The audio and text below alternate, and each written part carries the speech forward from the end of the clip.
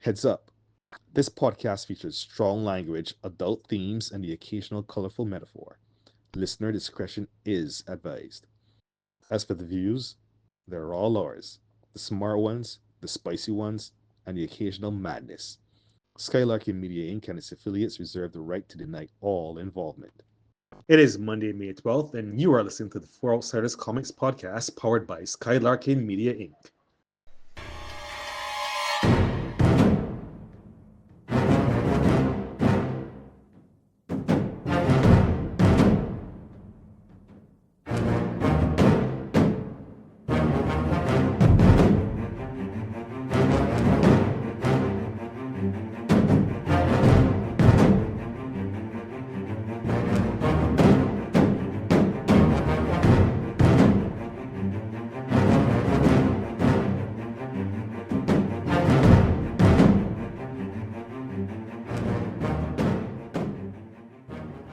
We are about to talk comics this week.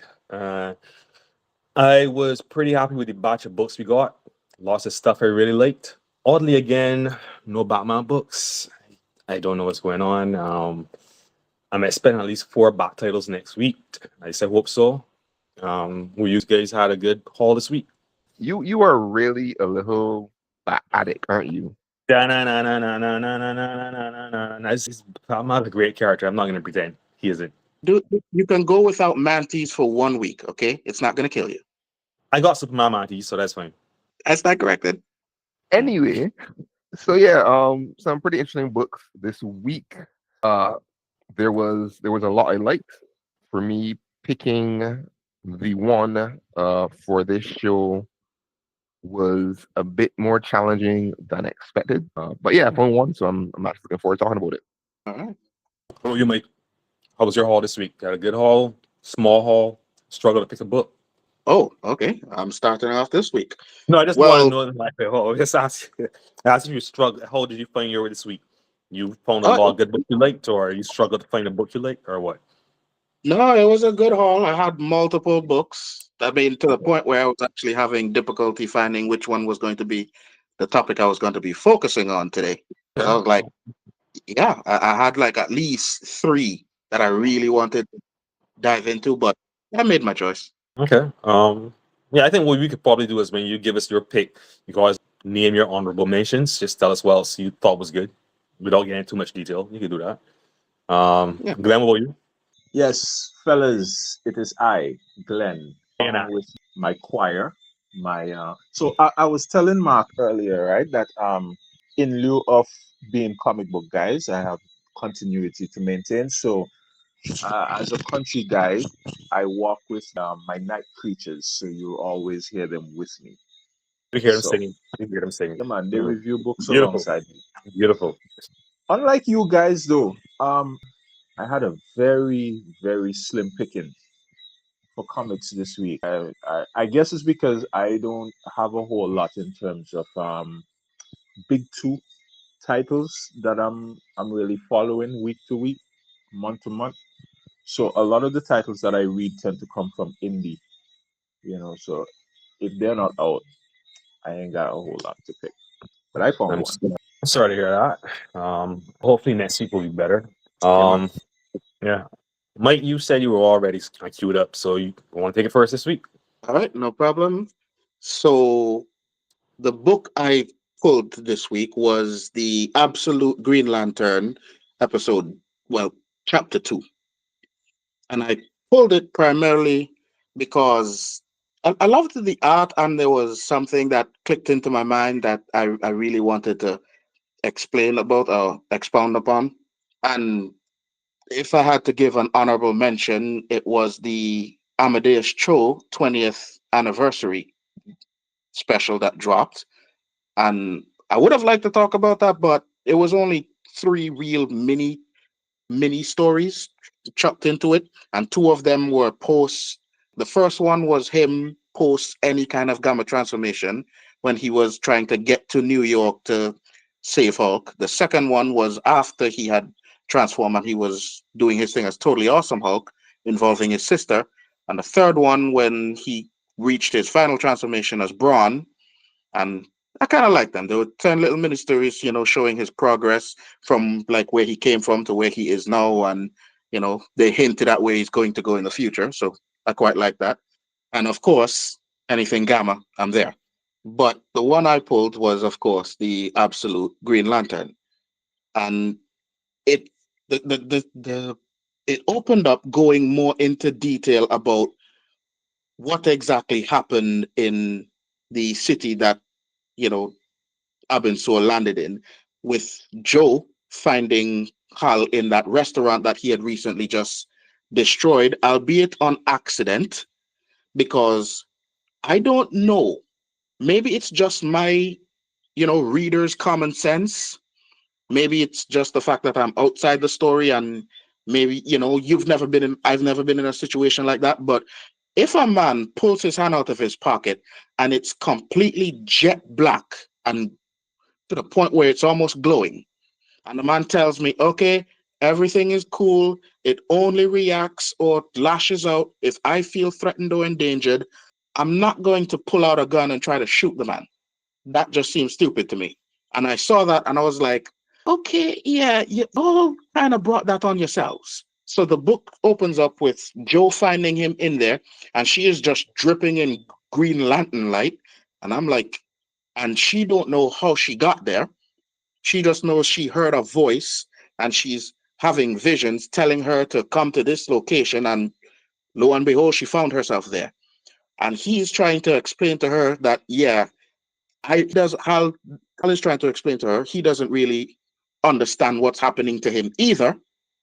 So the two of them are sitting in this ruined restaurant trying to hash out the details of what went down in the city, how they got to where they are. So it was a good continuation, and it gave me arguably one of the most surreal moments for the entirety of the Absolute universe that I've read so far, because nothing has hit me quite like this moment yet.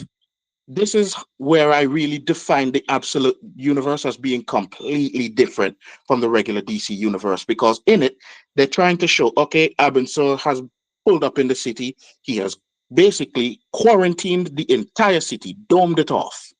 And now Guy Gardner goes up to Abensour and he's trying to reason with him. He's trying to dialogue. So he introduces himself like, hey, I'm Guy Gardner. I'm the sheriff. Or, I don't know if you know what that means, but that means I'm the authority around here. I'm the law. Do you know what laws are? And Abensour is just looking at him like, okay. And I'm looking at Guy Gardner too, like, wait, what is this, a calm, level-headed, reasonable Guy Gardner? No, that don't make no sense. I mean, to me, that was more odd than a sorcery-packed Wonder Woman wielding Guts' backup blade, or a Bruce Wayne that looked like he bench pressed Gotham and found the weight lacking. I mean, you're telling me there's a common sense Guy Gardner in the multiverse? That don't make no sense.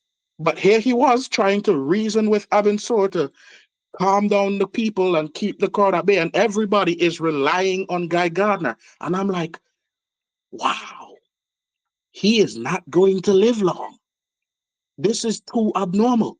And so he's trying to talk to Guy Gardner, and he's trying to calm down his trigger happy lieutenants behind him. And it was Joe that had to come up and basically telling them, hey, people, this man just basically quarantined our entire city and stuff. You really want to point a gun at him? This is like first contact with extraterrestrial life. What are you people doing? And Guy Gardner listens to her. Like, he honestly listens to reason. That was just blowing my mind the whole time. Also, the man was rocking a magnificent beard, but he's trying to, protect the people, move the thing along. So he's like, okay, what are you here for? And Abensour launches into this whole, what he is. Well, he doesn't really tell him what he is, but he's like, yes, I am here for judgment. Prepare to be judged. And, like, be without fear. Be completely without fear. And I'm like, no, sir, I'm going to be very afraid, okay?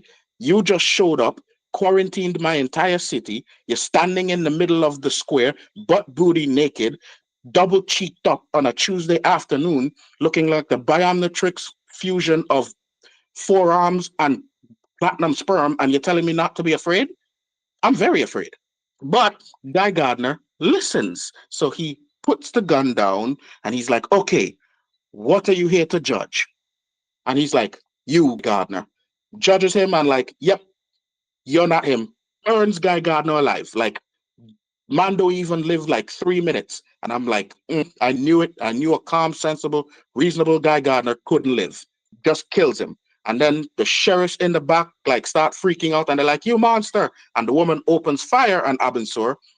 He deflects the bullets easily. Bullet hits an innocent bystander in the crowd. Abensour sees this and beheads the woman immediately for bringing harm to an innocent. And then the other rookie decides to open fire as well because now she's dead and he can't stand that. I'm like, really? Just saw bullets don't work on this man and you're going to open fire.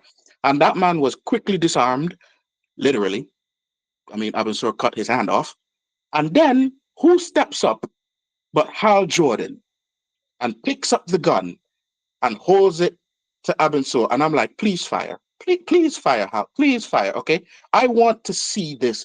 Fire that gun. Be the third person to make the same mistake because I'm like, okay, stupidity of this caliber can't possibly exist.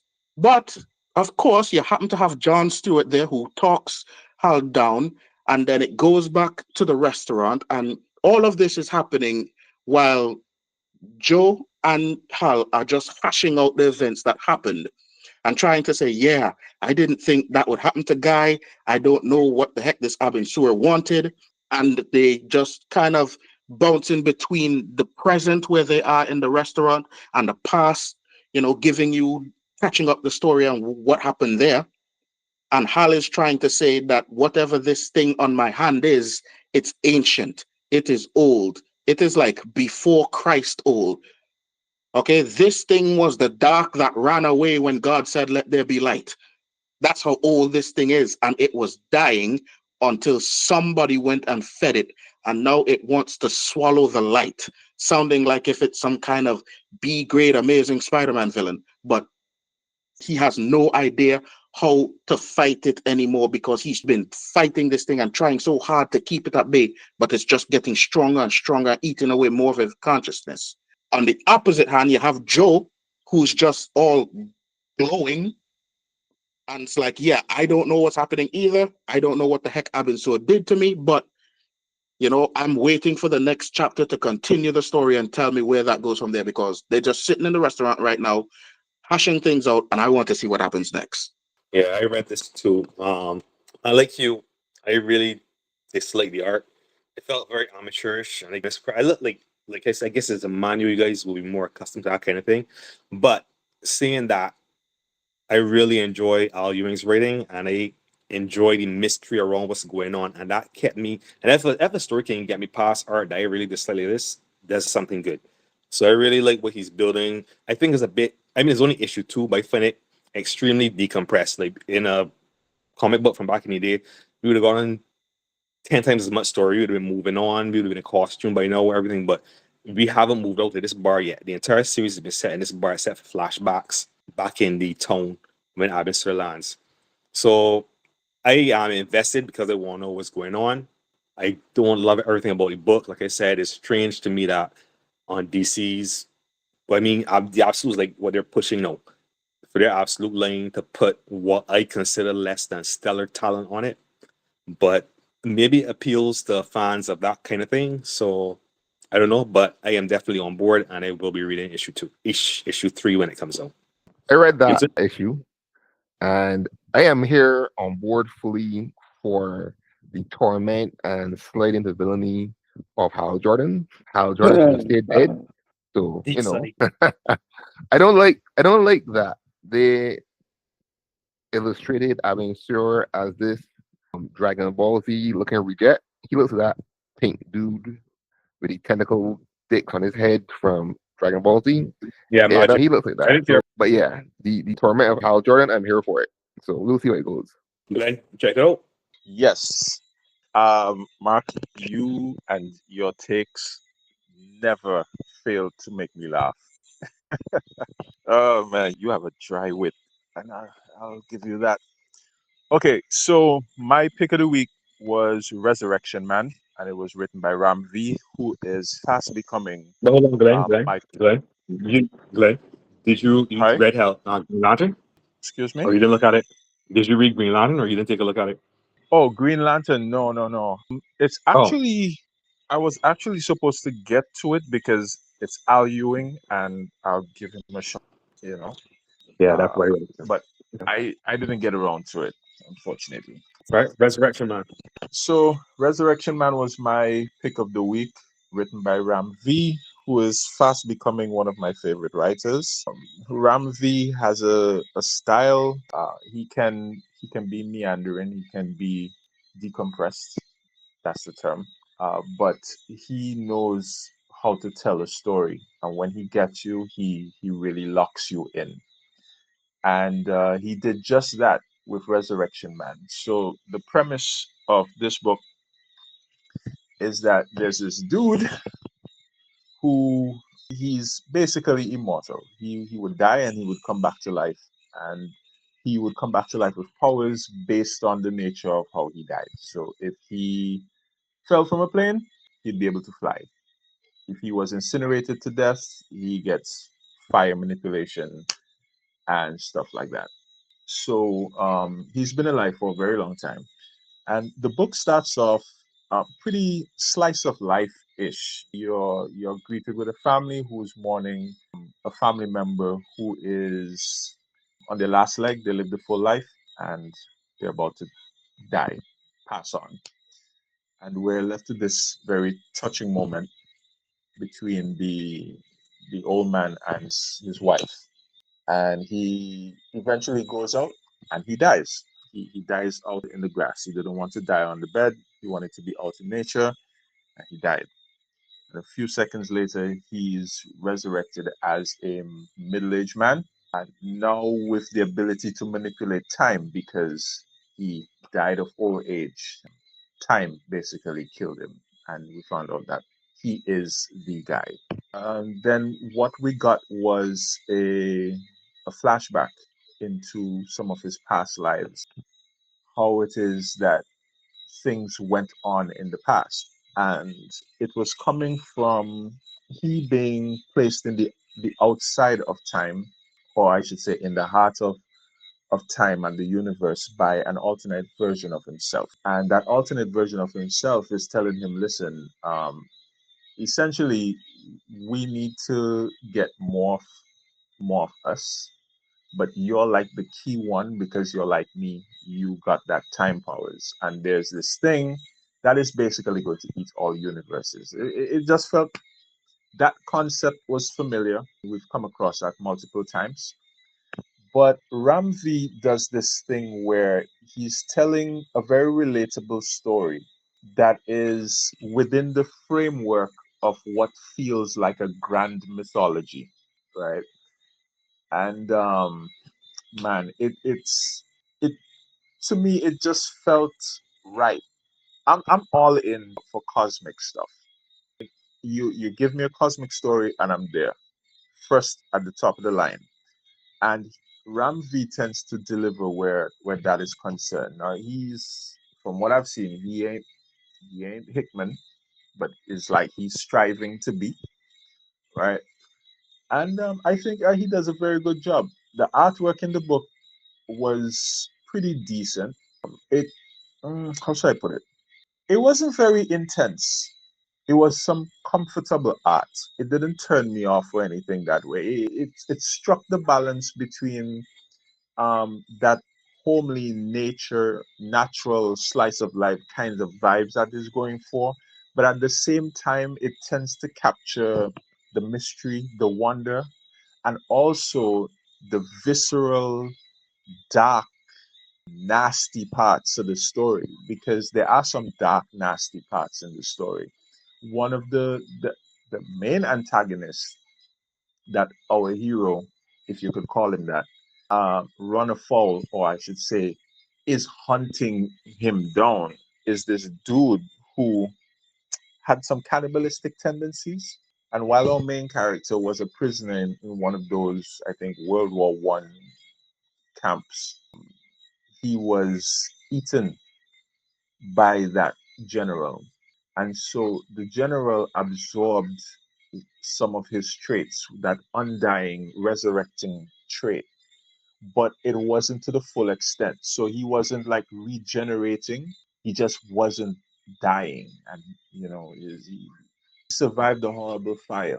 So he became obsessed and he became almost like this haunting figure, creating this secret organization that is basically hunting down supers and eating them in hopes of gaining their abilities and stuff like that. It's some real psychotic stuff. But that's the context of what's going on here. There's only 2 issues out so far. And I must say that I'm all in on this book. This book took me places, played on the emotions, because Ramvi does a pretty good job in getting you invested in the characters. And it doesn't matter how long the characters are there for.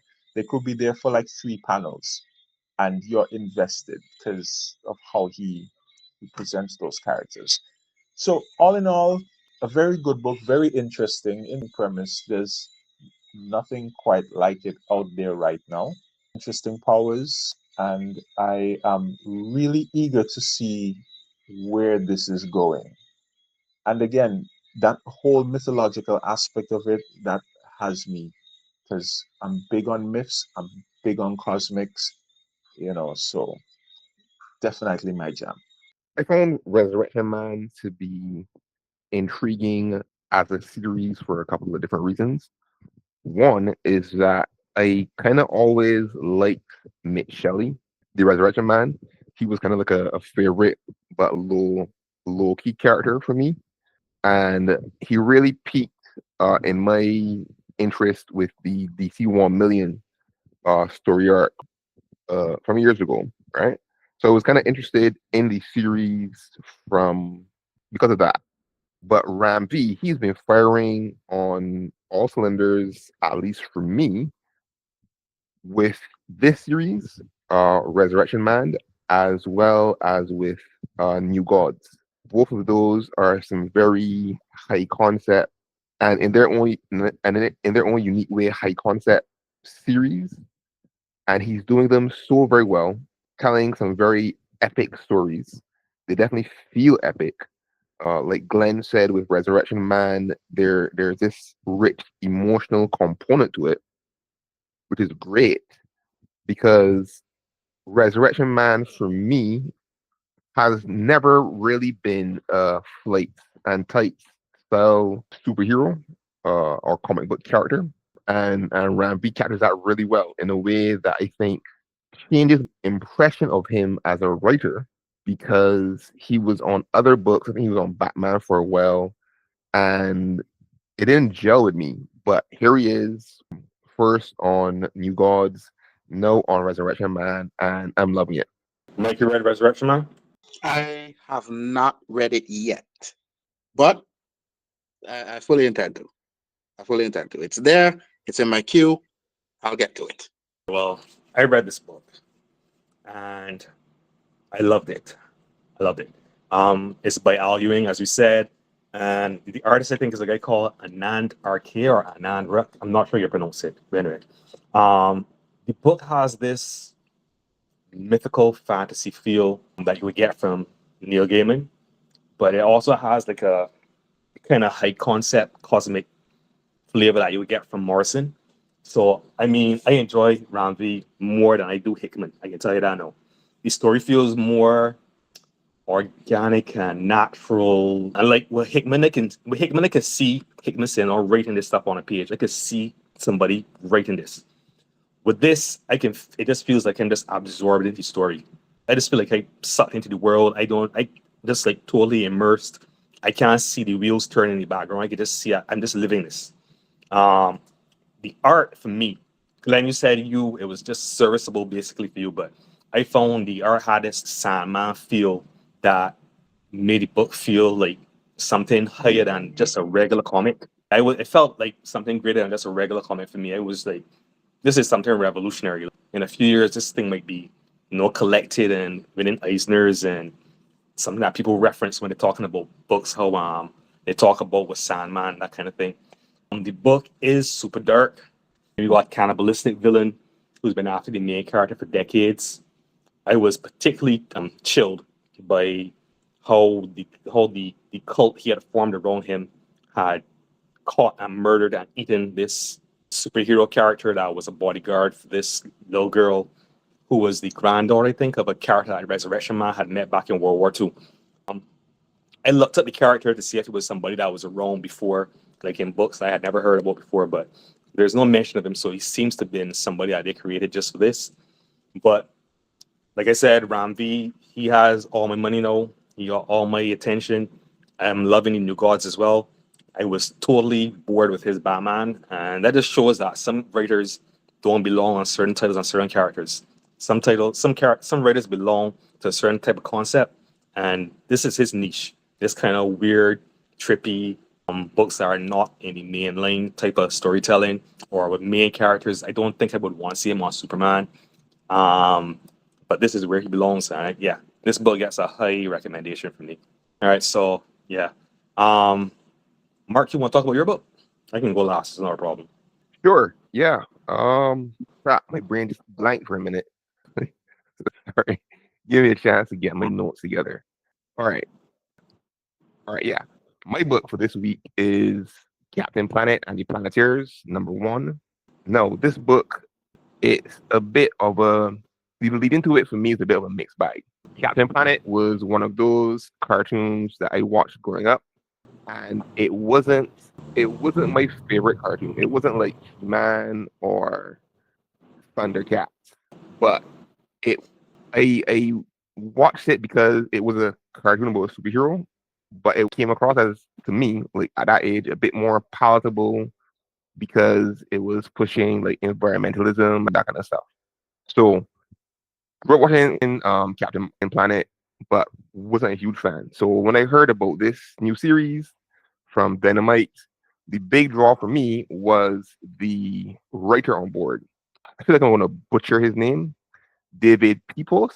Hopefully, I'm not making a mess of that.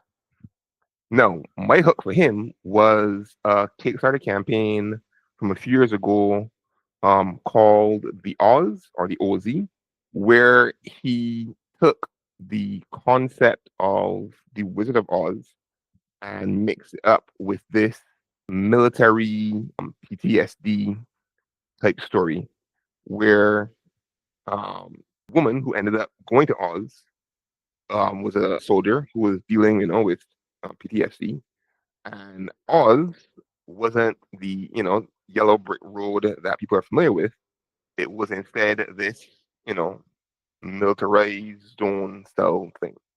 So I really liked that book, and that book kind of kept David Pepos on my radar. So he would have been writing again for Dynamite before Captain Planet #1, Space Ghost, and I was reading Space Ghost literally because of him. So he was my lead-in for Captain Planet #1, and I can say that this first issue, it really modernized Captain Planet. So if you've seen the artwork, he's got like rocky shoulder pads now and a beard. He looks very, what's a good term? Very zaddy. But honestly, I think the real success here is. Pardon me, sir. You said he looks what? You didn't just say zaddy, right? You just said zaddy. You said zaddy. All right. I did say Right. zaddy. I own it. Okay. This is one on your record. I don't want to say anything, I wanted to just let it slide, but that was No. hilarious. You all follow. I want timestamp that. Marc said zaddy. Oh, okay, son of the host of hell, whatever. Yeah. Anyway, all right. So with this book, what I really like about it is that it's very modern in the storytelling, but it makes all of the Planeteers kick ass. From what I remember of the cartoon back in the day, the weakest link was always the kid with the heart ring. And from looking back at it, like as a child, it always felt like he was just there so that they could summon Captain Planet. he didn't really get to do like anything like meaningful or whatever. So you had one buddy with a ring, that, with fire, and somebody with earth and that kind of stuff. Part guy, he was just like a last minute tack on. In this book, all of the Planeteers in this first issue get their chance to shine. The setup is there. So I don't remember Gaia, who is a major character in this comic. I don't remember You her that don't well. remember Gaia? You don't remember Gaia? Bro, this was decades ago. All right, but All right. I'm older than you are, so I fine. But Gaia was a big part of the cartoon. Yeah. Nah, so no, but no excuse, bro. No excuse, bro. How can you not recall I don't Gaia? get it either. Gaia is like I'm the trying to be easy first on him. person you Yeah. see. Yeah, I'm like, what?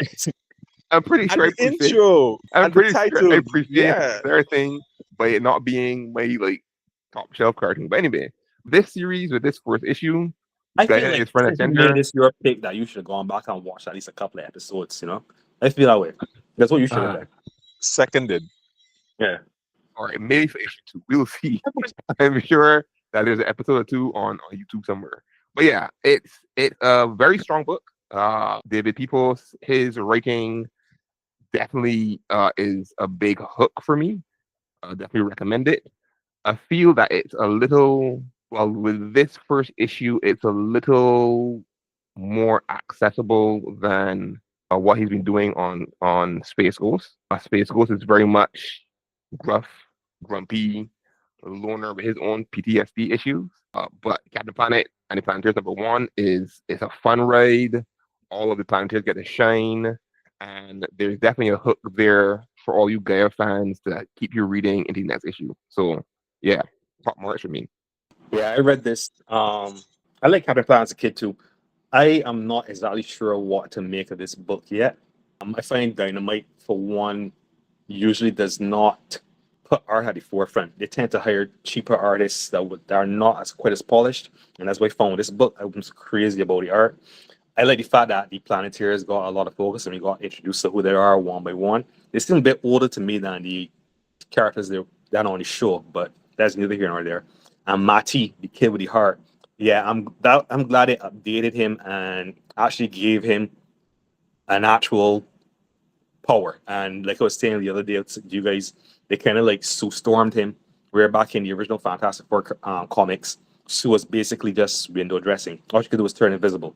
And over time, they built her up, gave her force fields, and made her into the most powerful member of the team. So I like how Mati is portrayed now.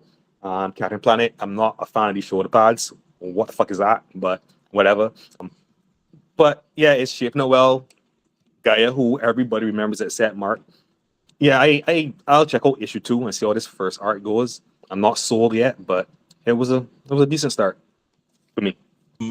Okay, so I read it as well, and this Captain Planet book is a mixed bag for me because there's the pros and cons to it, and I have a bit of trepidation for how this might go. So, pros, it was very fun to see all these characters. The nostalgia is coming back. Seeing these guys, the Planeteers, Captain Planet, Gaia, even though I expected to see her as the spirit of the earth and not a human being running from, I don't know, military or mercenaries and stuff like that. I didn't expect to see that. Yeah, the story felt so. That's the pros, really and truly, nostalgia aspect of it. Everything else just felt like a con for me. The story wasn't hitting. I mean, it felt okay. The art was not quite. It felt rather stiff. The art felt kind of stiff, and it didn't quite match Captain Planet for me. You know, the Planeteers. Well, the choice to change up the characters, of course. I don't have no bones over that. I think that's actually great.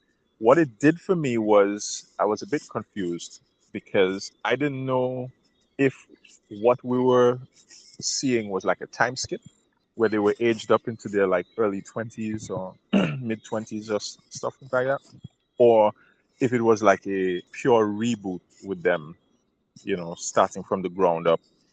This is their origin story and whatnot. It seemed like it's their origin story. If that's the case, then that's fine too. I think it's cool that we're meeting them as adults and not teenagers, because now they can actually do things without us wondering, in the back of our mind, what do your parents think about what you're doing? That kind of stuff.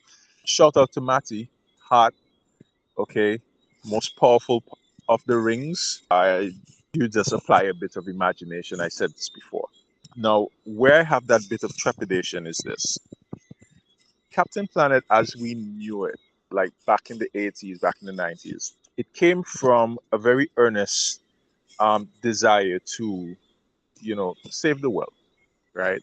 Turner wanted to do his thing, and he put out a show that had a very strong, um, climate positive spin to it.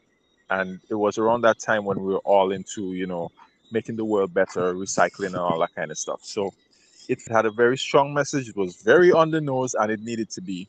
And it was that. But now our social climate, it's weird. It's kind of murky because, there are people who are very against that whole idea of climate change and stuff like that, and the environment, and this is a very serious topic. So Captain Planet is actually a comic book that I think is very necessary now, but I don't know how it is they're going to handle bringing that message out, because it's usually not very well received, and the way in which it's either very scary, like fear mongering, or it has a very like, okay, the word is escaping me, but I feel like they don't do quite a good job at delivering the message and the urgency of what's going on within our world. But this is actually a pretty good vehicle to get that done. So I feel like there's like a fine line that they have to walk in order to make it work. Because we've seen it in other comic books where they try to address it, but they don't. They kind of either skim over it or ignore it, because we know in comics issues of the real world can be easily solved. So here we have Captain Planet. How can he address that? Is he powerful enough to just fix everything with a snap of a finger, or is he only strong enough to sustain an iceberg? You know what I mean? What's the scaling of his power? How can he address the issues and so on? I know I'm jumping way ahead, but these are the thoughts that immediately come to mind with a modern Captain Planet book. Like, what are we going to be addressing here? But all in all, it was an okay book, not as strong as it could have been, and but I'm definitely there to see what's going to happen next in regard to that book. But yeah, Mike, did you read Captain Planet? We lost Michael. Or the Mike. Looks like Mike is still on the call, but Okay. All right. Well, okay. I guess we could skip ahead. I guess. All right. So this week, my book was another Dynamite book based on an old cartoon, coincidentally. Space Ghost, Johnny Quest, Space Quest. That was by Joe Casey and art by Sebastian Perez. So this series directly falls up behind Dynamite's Johnny Quest series from last year. A little background: in last year's book, the Quest family have found themselves flung into the far future of 2024, where they had to battle their arch nemesis, the seemingly immortal Dr. Zin. Eventually, with help from the future Jonny and the future Haji, when they were old, they made their way back to 1965. Now, back in their time, they get summoned to this army base where there appears to be what looks like a captured spacecraft of unknown origin. The army has already mostly looted it for any tech they think they can use, but the ship is still basically inoperable and unresponsive. Dr. Quest he tells himself he could probably use one of this powerful circuit that they had used back in 2025 to repair the device they used to time travel to power the ship. They had gone to the future and had found this company. It was Johnny's company. I can't remember, but they had used like a chip that we would have laying around now, like a Snapdragon 8 Gen or something that could clearly do anything in 1965. So they brought it back to the future, to the past. Sorry. So he figured he could use it to power this ship. But the responsible scientist that Dr. Quest is, he's hesitant to do this. The army, of course, ain't too pleased about that. So this asshole Thunderbolt Ross type general, he threatens to pull the Quest team's government funding. Jonny basically used as an excuse to satisfy his curiosity, and he takes the ship from the future. When his dad isn't around, he sneaks onto the ship and powers it up. Now, while this is happening, there's a bunch of hooded goons in outfits that kind of remind me of the. I don't know if anybody else watched the old cartoons from 1965, but it looked a lot like the enemy frogmen in the episode Mystery of the Lizard Men. And they've infiltrated the base, and because they want to get their hands on this shit, because they found out that something was hidden there, some new secret the government had or whatever. So once Jonny powers up the ship, these guys show up and start shooting at Jonny and Haji. When Jonny and Haji try to get away, they run across this glowing disc that's on the floor of the ship. And in a flashlight, the two boys disappear. But they're instantly replaced by none other than Jan and Jace, Space Ghost's two young sidekicks. So not knowing where they are, they snap on their invisible powers by the belts, and they go sneaking around the base. They're quickly discovered by Dr. Quest, though, however. Meanwhile, Jonny and Haji they arrive on what looks like this giant asteroid, which we obviously know as the Ghost Planet. And on this final glorious splash page, they get confronted by Space Ghost himself. I mean, when I say glorious splash page, this thing looks so awesome. This is I would take this out and I would pin it on my bedroom wall. This is a fantastic page. There's also this subplot running through the book with Race Bannon. Race is the Quest government assigned bodyguard. If you remember the cartoon, he was there to make sure that Dr. Quest and the boys were protected, that no bad guys would get them and whatnot. He was like a ex-soldier, CIA type, that kind of thing. So in the future, when they were there, they ran into this young mercenary called Jasmine, who reveals herself to be the granddaughter of the Quest team's longtime adversary, sometimes unwilling partner, Jezebel Jade. So Race and Jade, back on the show, had this type of Batman type Catwoman type of flirtatious good boy, bad girl relationship. So Race in the book now, he travels to Marrakesh to find Jade, and he's struggling with himself whether to tell her that he met her granddaughter in the future. And he's also wondering about telling her the possibility that she may also be his granddaughter as well. Because he isn't sure, but there's a strong possibility that there is. Like I said, this is the same team that did the Jonny Quest series last year, Casey and Perez. And these guys are firing on all cylinders.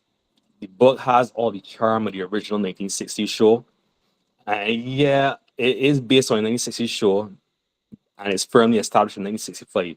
So you can tell it's not the real adventures of Jonny Quest from the 90s, which is really good too, but this is something completely different from that. But it's written with modern sensibilities, and it, like Jonny Quest, like the real adventures of Jonny Quest, is delving into the backstories of the characters and expanding the world and the lore. Perez's art is pitch perfect for this book, and these characters, a clean type of retro yet modern style. It is very reminiscent of the 60s cartoon itself. It feels to me like I'm watching a new season of the old show. I can't get enough of it. I'm looking forward to the rest of it. I hope they keep this Jonny Quest thing going. I haven't been reading the Space Ghost book like Marc has, but based on this, I am going to have to go back and read the Space Ghost book just in case any of the plot lines intersect with this one. Yeah, Jonny Quest, this is my favorite book for the week. I can't get enough of this. Casey and Perez are hitting out of the park. Marc, I know you said you read it. What do you think? Yeah, I did.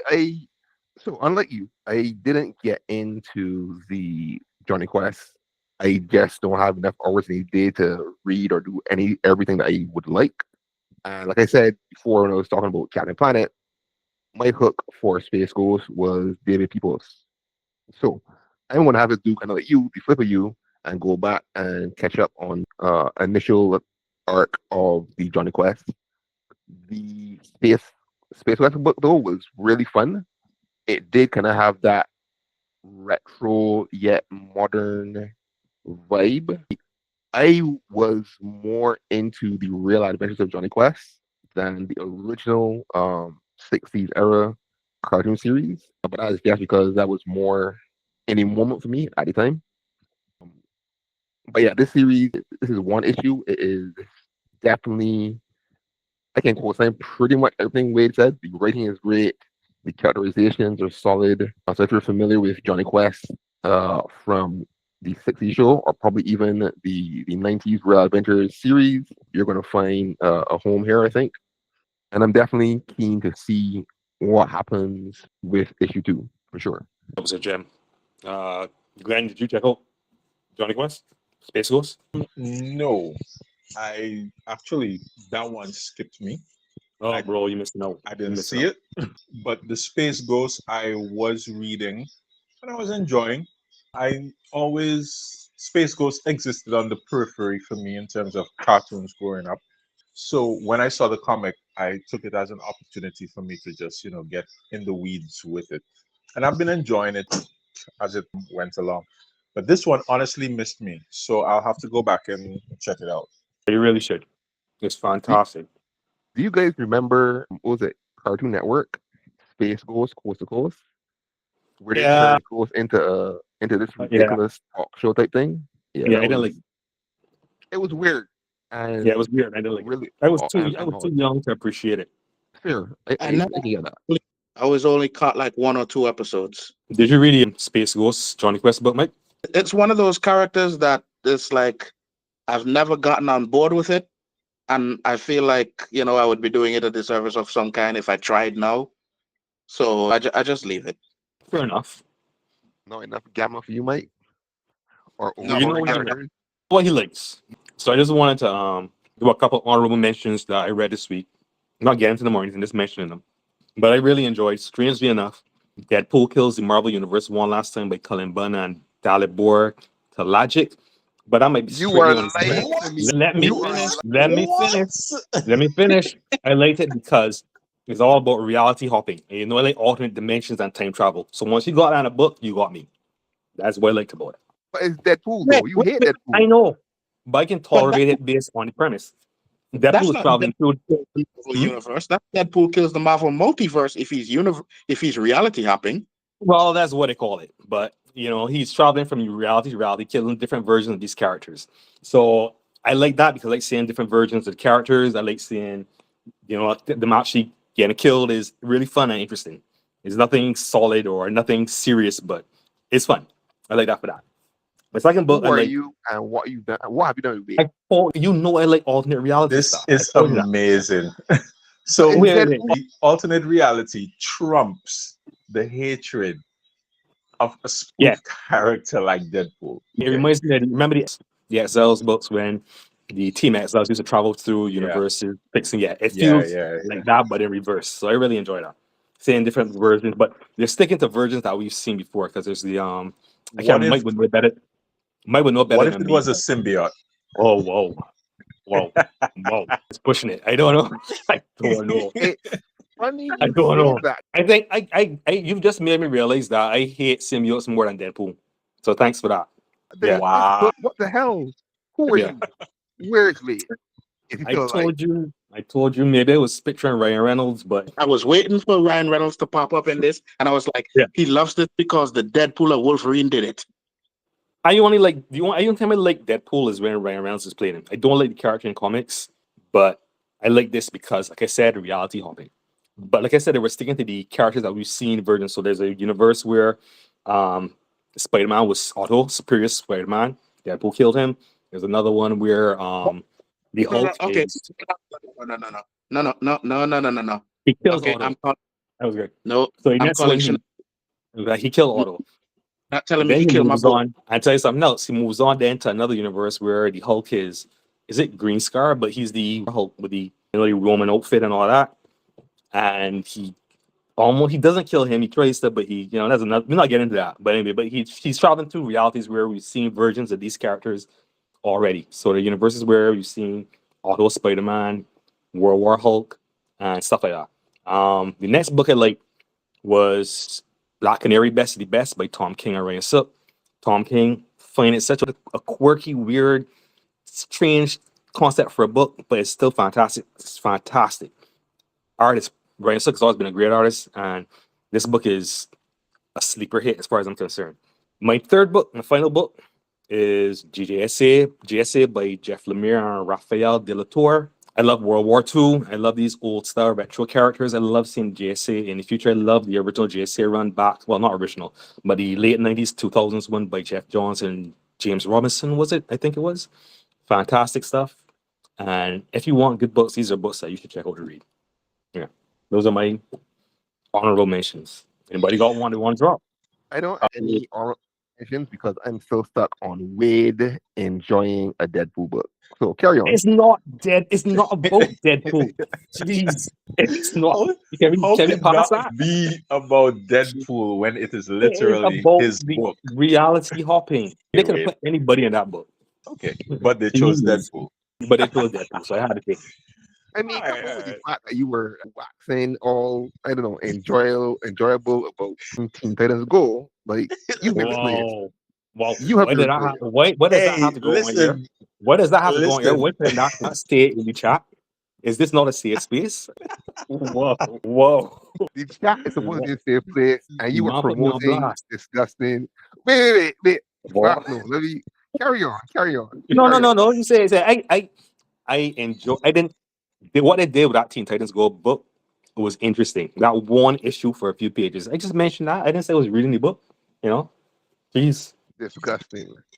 Anyway, I got honorable mentions. Okay, so the first one is The Creeping Below, which is very dark horror, Scandinavian horror, death metal type stuff.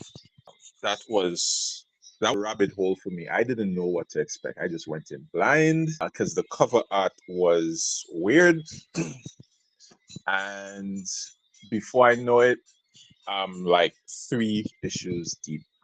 Okay, and yeah, that's how much issues is out currently. So The Creeping Below, there's that. And Beneath the Trees Where Nobody Sees, Preludium Ashcan. Basically our main character from the original series, Beneath the Trees Where Nobody Sees. She's off on vacation, backpacking through was it Switzerland or Germany? Germany, I think. Wait. There's something else from Beneath the Trees. I didn't know that. Yeah. Yes, bro. I did not know that. Yeah, What it's the a hell? one I didn't see it. All right. Well, thank you for that. I will look at that as I'm done here. Okay. Yes, Go ahead. sir. She's Mhm. backpacking through Germany, and that's all I'll say about it. Wow. Okay. Thank you very much. Yeah. That's it, or anybody else got any honorable mentions? No. I think Mike is having some connection issues. Okay. All right. Well, If I could give one honorable mention, I would like for people to read Into the Unbeing. It's basically about this entity from deep within the earth that wakes up. I'm reading that. Giant entity, right? Everything. Huh? The giant entity that they go into the mouth, right? Yes. Yeah. Mhm. Everything just starts to die. All like biological life starts to die and stuff. And they quickly gather this group of scientists to go in from like multiple countries to go in and try to figure out what this is. But every scientist was also given a secret mission by their governments. So it's like, oh, it's kind of like a who done mixed with Among Us to try to figure out, okay, who's going to figure out it first and who's going to like own it or take it first, and all kind of shenanigans happens. And I thought it had wrapped, and then I didn't realize that it has a sequel out now. There's a part 2 out, so it's a continuation, and I'm like, oh, okay, I'm on that, and I would Yeah, I read recommend that. too. Yeah, that's a good book as well. So we are in common. That's great. All right, so we're gonna move on to our conversation tonight, and this one is all about a character we all love. We know him as the astonishing, the spectacular, the amazing Spider-Man. However, his alter ego is a lot less Marvel. than that. Man is downright pop down. A real Johnny Sad Boy. So no price for anybody who get that reference. Johnny Sad Boy gives him a know what it is, Anyway, so Okay, old man. Yeah, that's a dated one. That's what the early 90s or something. Maybe I don't even remember. Anyway, um, That. yeah, whatever.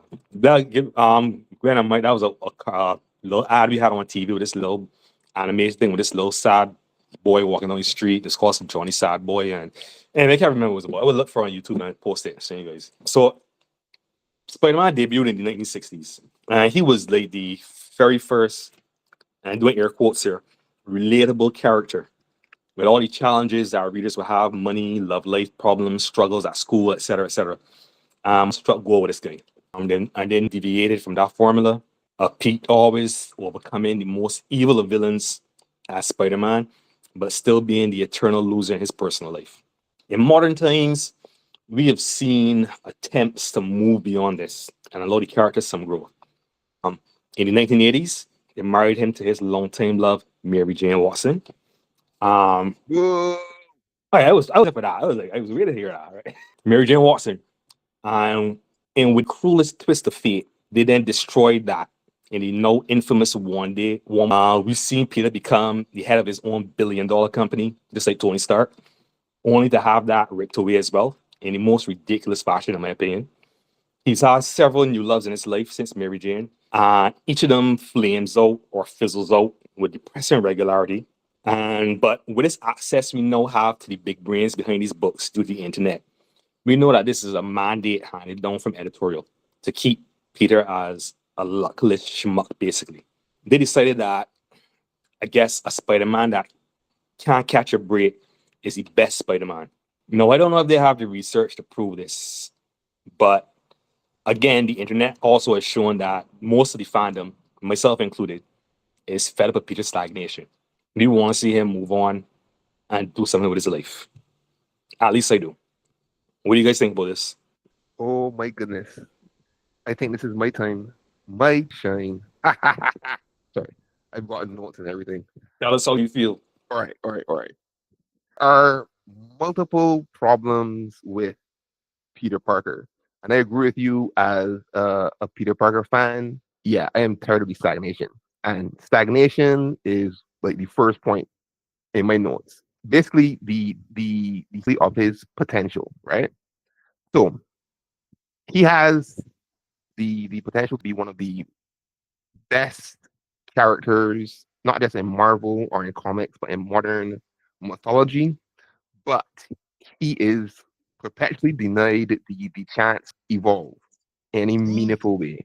Any growth he makes, it automatically gets returned to the status quo at the end of whatever series or arc or whatever it is.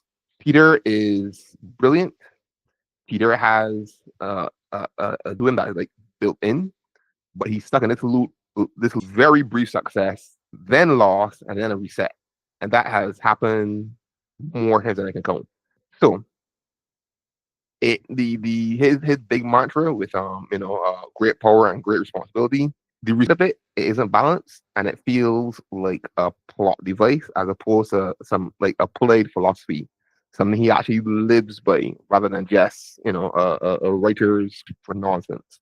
And any pain or suffering the character goes through, it isn't noble. It is very much redundant. He's not becoming anything. He is a turd circling the toilet bowl. That's just point one. Wow. Yeah. All right, so Peter Parker is always positioned as self sabotage versus sacrifice, and for me, this really came through with when Doc Ock actually replaced him and became Superior Spider-Man. He, for whatever weird reason, Doc Ock was able to find work-life balance between his personal life as Peter and his duties or responsibilities as a superhero. He actually took Peter to New York State University, I think is what it's called, or is it Empire State? Anyway, he took Peter back to university and got him his doctorate. He did all of that on Peter's body, taking over his life, right? Instead, with Peter, you will always see him choosing suffering. If there's a better option, a smarter option, a healthier option, writers have Peter Parker habitually choosing to suffer, probably more than Daredevil, just to maintain this tragic figure image, right? It's no longer, in my opinion, about heroism anymore. It is literally stagnation, emotional stagnation. And if you want to get more into the weeds, I think the ideas of masculinity and that came out like from the 60s when Spider-Man first popped up, they're still there, and now they seem even more outdated. The big thing here for me, point three, Marvel likes to position Peter Parker as this everyman, and that is a myth that don't hold water. Peter Parker is not a relatable underdog. He simply isn't. He dates and hot female superheroes to the extent where his one of his best friends, continuity, Johnny Storm, who is who really to women is outclassed by the sort of women that Peter Parker has a history of dating. Women who are a lot hotter than Mary Jane Watson. Anyway, moving on from that. Peter is smart.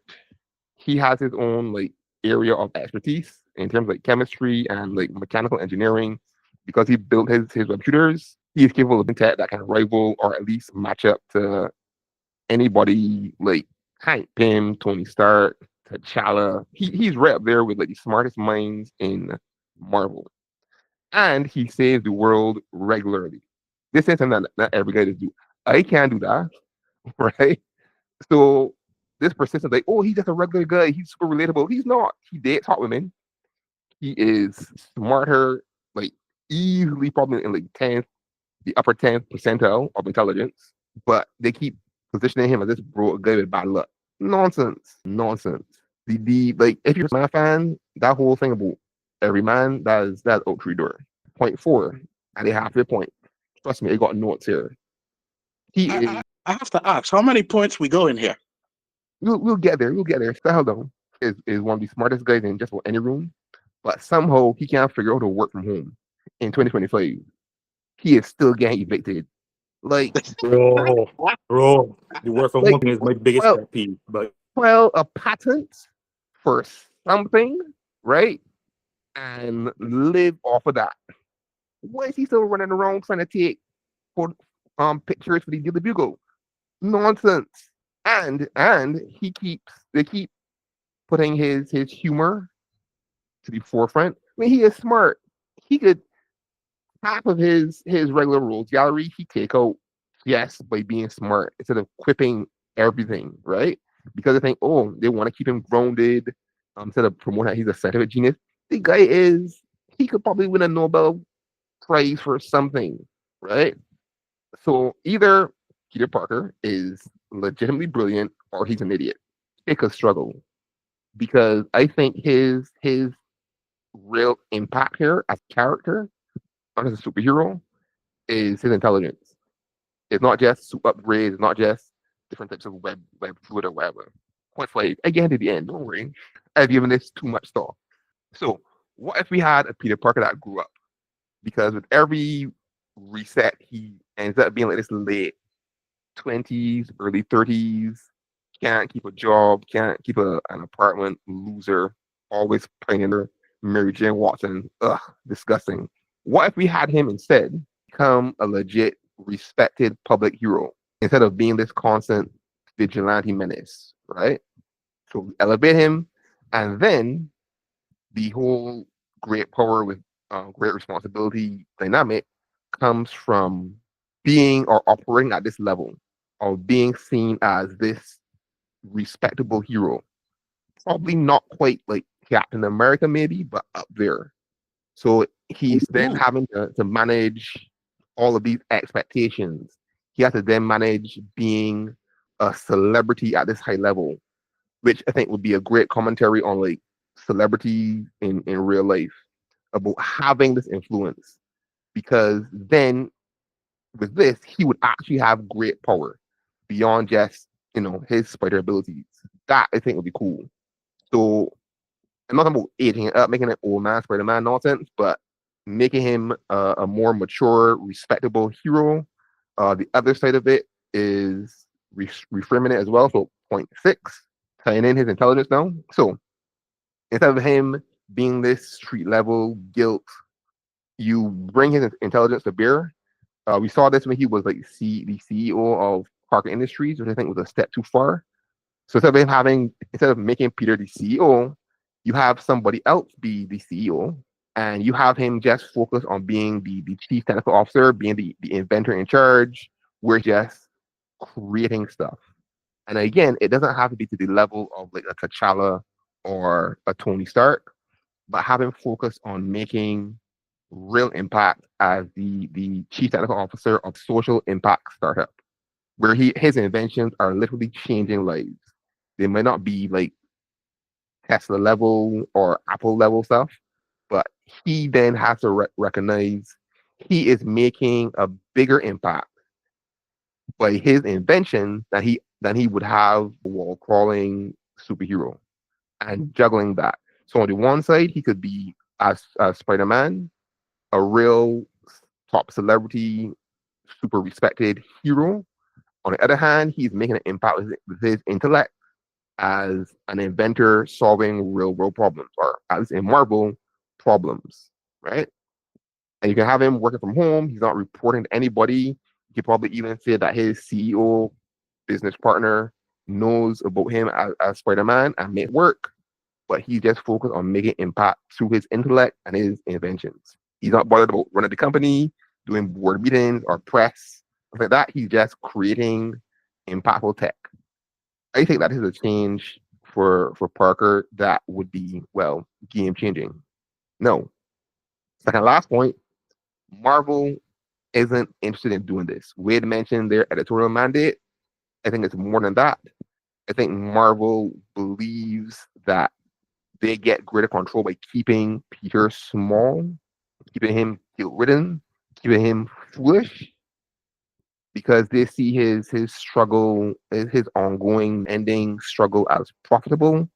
We've talked about in the chat about making money off of rage baiting people. So doing weird stuff, and people are making comments just to curse and swear. Maybe that's where they're making their money from him. I don't care. It really feels like Marvel isn't interested on letting this character grow and evolve in any meaningful way. And my final point, I'll turn it over to somebody else after this. My final point is that Peter Parker deserves a better partner than Mary Jane Watson. He needs a partner, not a pinup, somebody who is a mirror and a multiplier. Mary Jane Watson often is like this nostalgic archetype. People figure, oh, he's his first real love. It's true. It was meant to be. Oh no, one more day. It's so horrible. Rubbish. Peter can do better. If you look across, like pretty much any incarnation of Peter Parker, he has done better.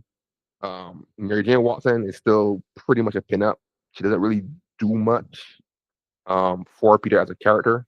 I mean, sure, she's always there. She's called Tiger, but whatever. I think a more mature Peter Parker has somebody who sees both sides of him, and instead of keeping them separate, encourages him to integrate them. Doesn't need saving. Somebody who challenges and encourages him to live up to his full potential. Somebody who isn't going to be left behind or sacrificed for him. She's right there alongside him building, and somebody like that would reframe and support not as liabilities, but as part of this great responsibility that Peter Parker is meant to carry. Thank you for my TED Talk, and have a good night. All right, now that Mark has finished his dissertation, what do you guys think, Glenn? All right, Mark, for can the I go most next? part, you, yeah, but let's let you guys, other guys have a say. I won't go Okay. before Michael go on his whole Mary Jane business, married business. No, no, Right? no, So no. My part is actually quite brief. okay. Let me just say before I lose my points. Yeah. Okay. Yeah, So go ahead. all right. So the first Spider-Man is one of Image. Okay. Yes, this Marvel struck gold with Spider-Man. The fundamental aspect of Spider-Man was his relatability, not just as Peter Parker, but the fact that be Spider-Man. That's the whole premise behind it. You guys know this, everybody knows. The issue here is, again, we've touched on the previous episode, the sliding timescale, and how do you handle the maturity of the characters? And Marvel hasn't found a way to balance off Peter Parker's abilities, his and his growth with the relatability aspect of it. You see, they don't quite know how a successful and happy, well balanced Peter Parker, functional Peter Parker, can. They're also not accounting for the fact that a lot of us has grown up with Peter Parker. We're now middle-aged men, and Peter at some point, I mean, can't still be just a kid. I mean, look how many children are born in the Marvel universe that are now teenagers or adults, and Peter is still that age. It doesn't make any sense. I know we have to lock off our brains with comics,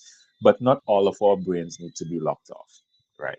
So that's one of the issues that they're facing. The branding aspect of it, how to balance a functional Peter Parker. We all know that it is possible. Marc has listed multiple ways in which Peter Parker can be, and still be a functioning superhero. I disagreed with some of Marc's points. I don't think Peter Parker needs to be like a Captain America, you know. I think Peter Parker's role as Spider-Man is like the hero's hero, and I don't think that should be taken away from him. That he shouldn't, where he's at as Spider-Man isn't the issue. It's where he's at as Peter Parker that's the issue. Because as Spider-Man, I don't think there's a problem with him. Well, at least not that much of a problem. I'm not that big a fan of Spider-Man as you guys are. The longest run that I've ever read on Spider-Man, Peter Parker wasn't even the character. It was Superior Spider-Man. And it resonated with me because he, that character, Superior Spider-Man, saying the things and doing the things that I, as a middle-aged man, and these things I could relate to. Okay, he took over Spider-Man's body. Is like, dude, you're this old and you even have your PhD. Come on, it's within your capabilities to do. Let's solve that. Why are you manually swinging around, looking for crime? You have the intelligence to build robots to do that. It's 2015. Come on, be up with the times, right? So he was just looking at aspects of Peter's lives and just optimizing it. And I just felt that that was great. Not just the optimizing part, but the issues that he was dealing with, to get them out of the way so he could deal with greater issues that were worth his time as the superior Spider-Man. So I resonated with him. I also resonated with Miles Morales because Miles to me was what they wanted out of Spider-Man.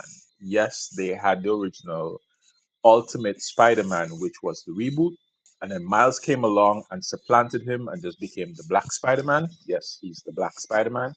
But there was something about the way Bendis was writing him that caught me as well. I liked his vibe. I liked his backstory. I liked the culture he was coming from. I liked the issues that he was facing. Yes, it was recycled Peter Parker issue, but there's something timeless about those issues. And that's another aspect about Spider-Man. There's a timelessness to Peter Parker's issues that I feel no matter how you frame them, they will work. Okay, but again is finding that balance and finding how to tell that story, because we don't need him to be a teenager or 20-year-old again, but he can still have timeless issues because we have those issues, we're living in those issues, we're adulting, right? I think that Peter Parker should also be successful, but not too successful. We don't need Peter Parker to be owning like a big multi-million dollar business. But I mean, I can see Peter Parker doing things with photos, man. I mean, come on, people do that. Professional photographers are a thing. I can see Peter Parker doing that. I'm making tidy amount of money doing so. I also think that relationship wise, I respect Peter Parker and Mary Jane being together, regardless of what Mark or Mark might feel. Sorry, Mark, but we don't have to necessarily love Mary Jane, but we can respect their relationship because there's something about it that, again, is not just timeless, but it is something iconic. Superman and Lois Lane, Reed and Sue Richards, Peter Parker and Mary Jane, right? You forgot Cyclops and Jean. Excuse me? You forgot Batman and Catwoman. I don't care about those people, right? I care. Well, you mentioned that. So there's something iconic, and we have to use comic book terms. It's a universal constant. It's a nexus point. Those things need to happen. And I think that's part of the reason why it hurts so much with the fans, because fans know a nexus point when they see one. They know the inevitable in a timeline. And when it doesn't happen, it's like an unresolved issue. It's a nagging thing that needs to be rectified in order for everything else to continue. So fans are just basically in limbo. I feel sorry for you guys every time I hear you guys complaining about what's going on with Spider-Man. I think Spider-Man is an amazing hero.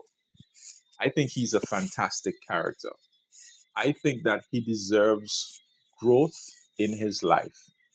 And I feel like that growth is possible, that we can have a content, an advanced, a progressing Spider-Man without losing any of the things that make Peter Parker iconic in the first place. I just think that one, they need to get people with the imagination to do so. And again, the editorial, the big heads have to want it to happen. This thing where they are at odds, you guys, as Spider-Man fans, is ridiculous, and the excuses that they come up with as well is rather ridiculous. Like saying a married Spider-Man is unrelatable. I don't think the term unrelatable has any place in comic books because really we are reading the most absurd things every month, every week. How is that unrelatable? How is two people being married unrelatable? We're reading about alien, mutant ninja turtles, alien robots transforming into things, godlike beings from other parallel dimensions, breaking space-time continuum, and two people being in love and having a functional relationship is unrelatable? Come on, man. Anyway, that's my TED talk. Mike, you have something to say? Well, thing is, I think I have only two real main points. And my first is that I view Peter Parker as too competent and too rounded a character to ever be allowed to be good. He's too competent.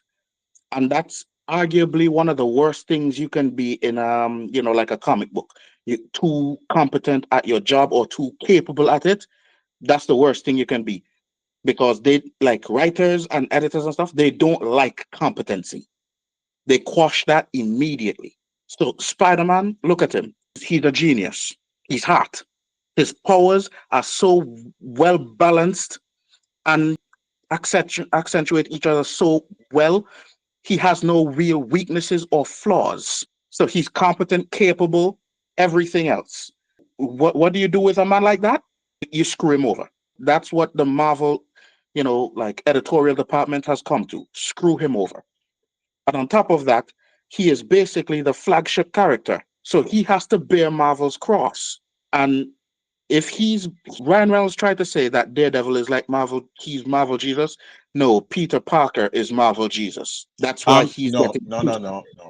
Peter Parker is Marvel's Job. A fall from grace and unending suffering. Yes. All right. Yes, he's Marvel Job. And I have basically one of the comics for Spider-Man that hit me the hardest was that panel where Peter Parker was just leaning against a water tank on a roof, begging God for a break. Like, how much do you have to break a character when they have to pray to just get 5 minutes of their life not sucking. I'm sorry, but I have washed my hands of Peter Parker.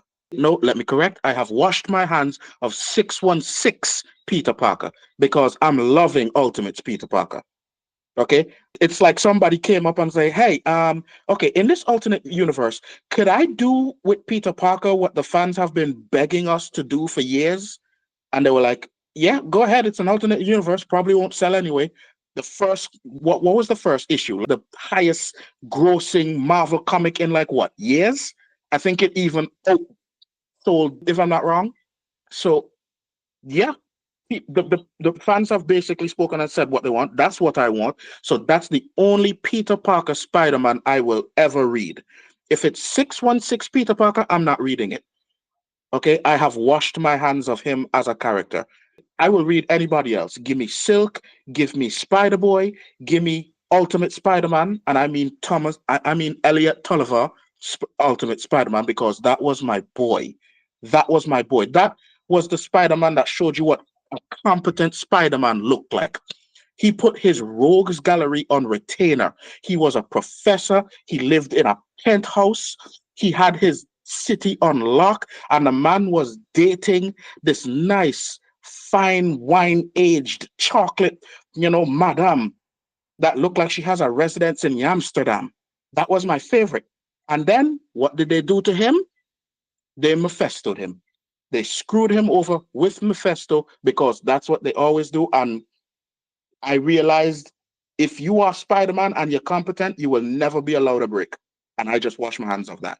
Not getting too off course, but I was just thinking along the lanes too. It's not only a problem with Peter Parker. There's a problem with Spider-Man as well. Or it's how of late that's what they've been doing. It's like the writers don't.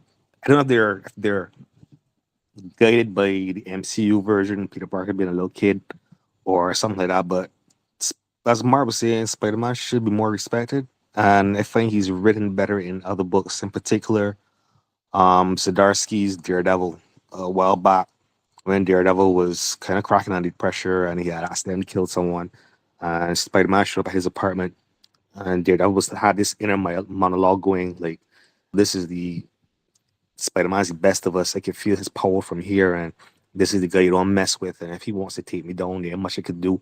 Because the man has a win streak that's a mile long. His power set is amazing, and he can pretty much go toe to toe everybody else. His power is balanced out to a higher strength and speed and whatnot.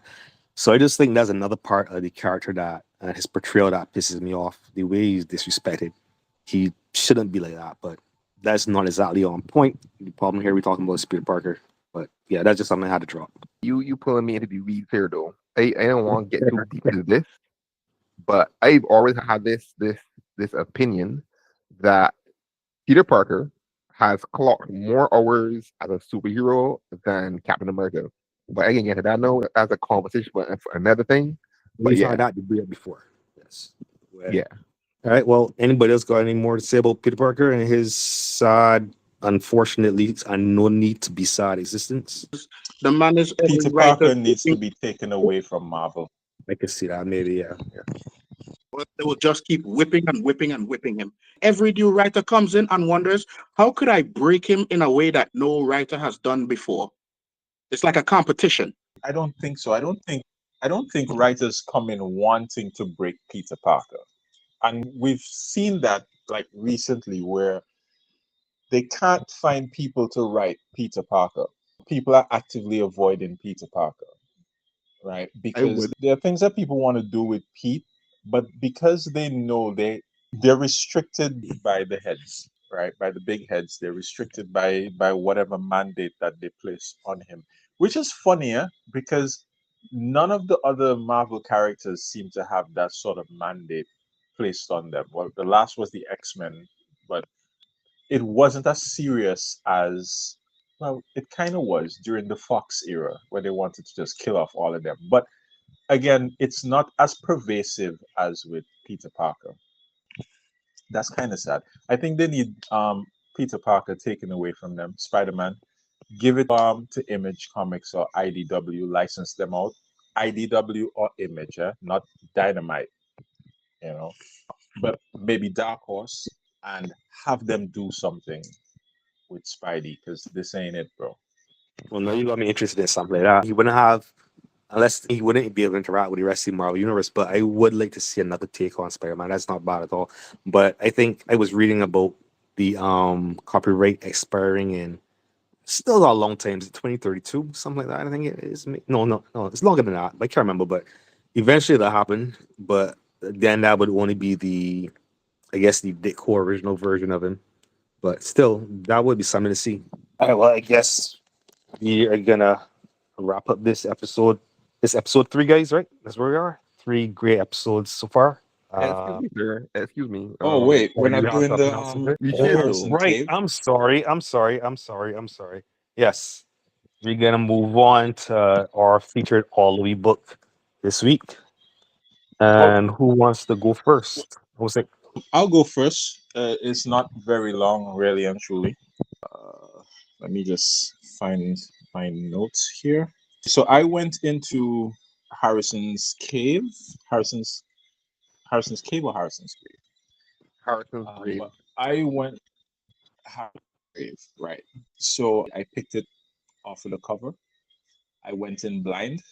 I had no expectations, and throughout the entire book, I was like, wow, on every page, because I felt like I was reading the cutest, most kinetic, most violent, most disrespectful culmination of madness that I've read in a while. The art reminds me of Steven Universe. The story takes place in Bridgetown, Barbados. There are these metahuman type people there. Their powers are from supernatural sources, and it's frenzy. Okay, I don't hate the book, but I everything that I've read this week, nothing that I've read had me saying wow on every page, because I can't believe these characters are behaving this way. I can't believe that they are saying this stuff, and the dialogue is so at odds with the visuals. My brain is constantly trying to compute what is going on. It's definitely something that I would recommend, just for that factor alone. I mean, like, it starts off with this dude, and I was annoyed with him because he just felt like a wuss, right? I mean, like, come on, dude. He has like this low key telepathic abilities where he's able to read the thoughts of people who are having negative thoughts and emotions. So he can only read negative thoughts and emotions, which is interesting. At least you know that if anybody has they have bad intentions towards you, it's almost kind of like a spidey sense. You will know, hey, Moal, hit this guy, punch him in the face, like, hey, that kind of right. And his issue is that he is undecisive. Well, not undecisive. He's really slow when it comes to women. Not that he's clueless. It's just that he's very manageable and he wants to take his time, which to me is kind of pointless. When a girl tells you, "Come, have your way with me," and you be like, "No, let's take it slow." You need me to kick you in the face. So he was irritating me like that, but he salvaged himself later on, because he brought the badness to the field. And that's the thing about the book. The action, it escalates very, very quickly. You don't have to wait too long before badness start. The girls in them were just kicking ass left, right, and center. The powers in them were cool to look at. Again, kinetic and violent is the two words that stand out here. Colorful and cute.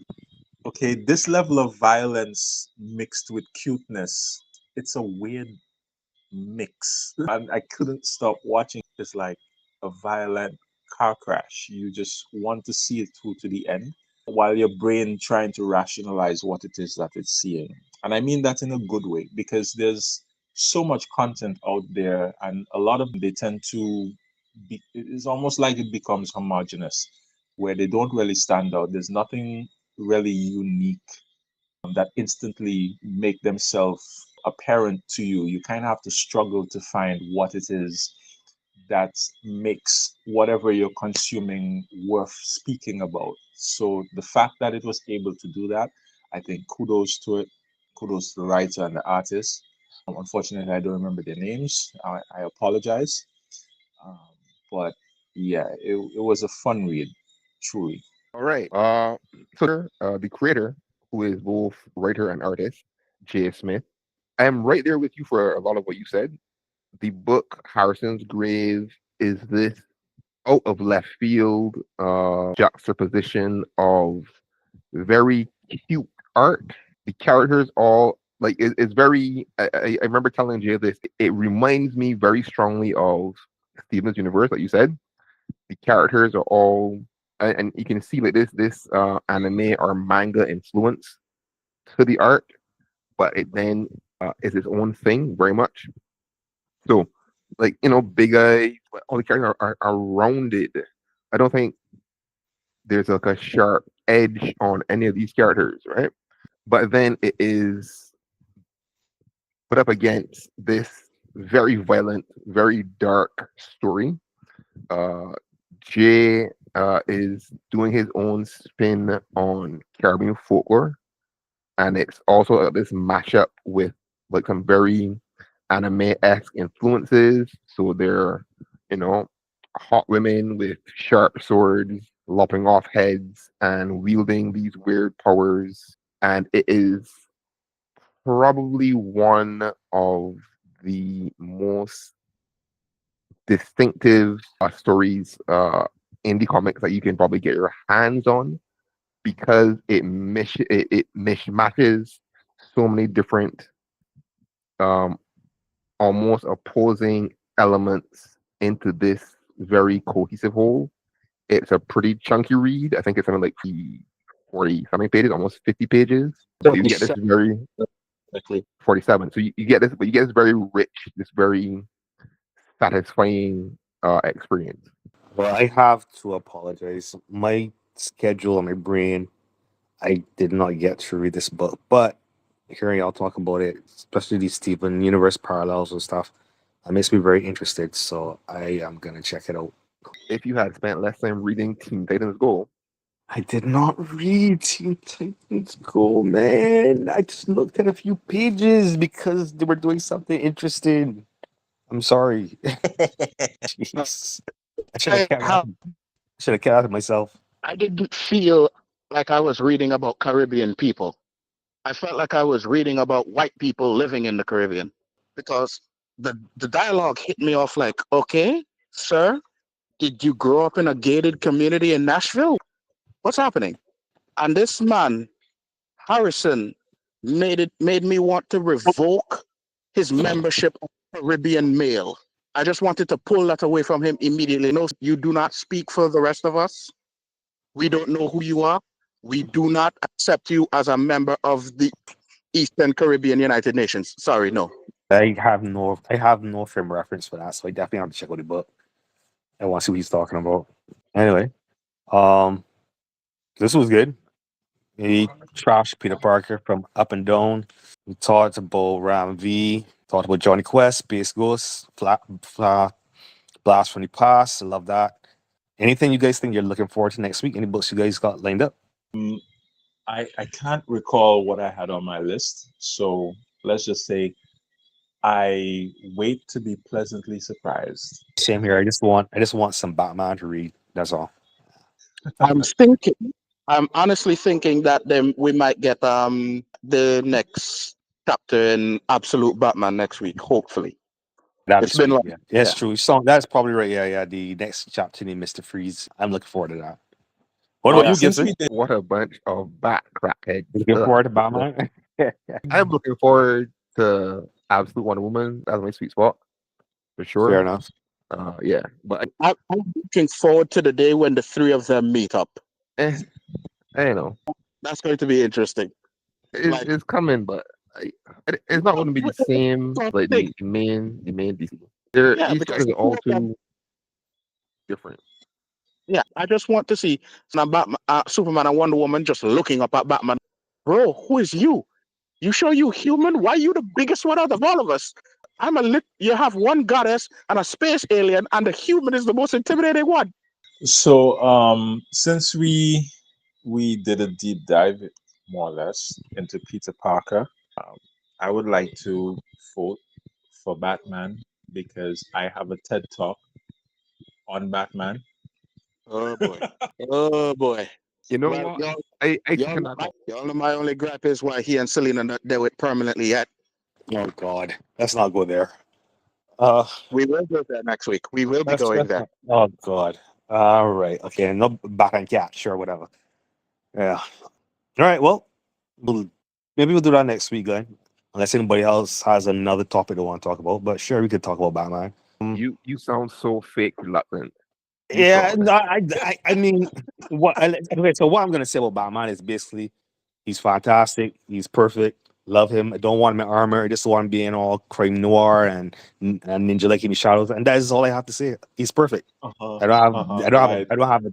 I don't have an essay that says about Batman. I have no notes. Don't lie, You have, Wade.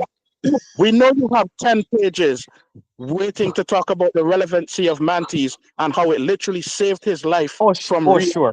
Sure. We can talk about trunks versus armor. I can have that conversation. That's fine. We're gonna have to bring in backup. I don't need backup. I can play this war. I can build on this still by myself. Could you do Yeah. so quietly? No, I do it. I'm going down, kicking and screaming. Hey guys, it's been fun. I think we gotta wrap up now, and we're gonna talk more comics next week. Everybody listening out there, give us a like and a follow. Mark, you want to take us out? Sure.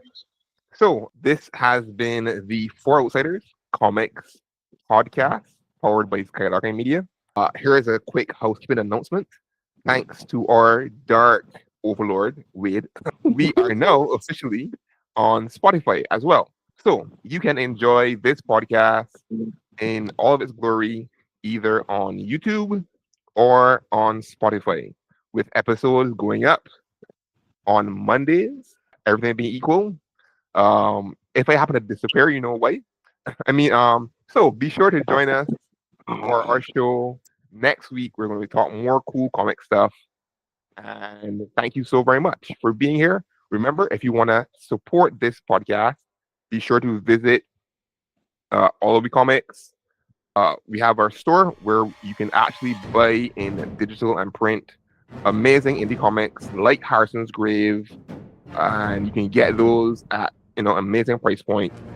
So definitely check out shop.alluhwicomics.com, and that is your way of supporting this channel so we can keep doing these amazing fun discussions for your viewing, listening pleasure. Awesome. All right, guys. So we're signing off. I am Wade. I'm Mark.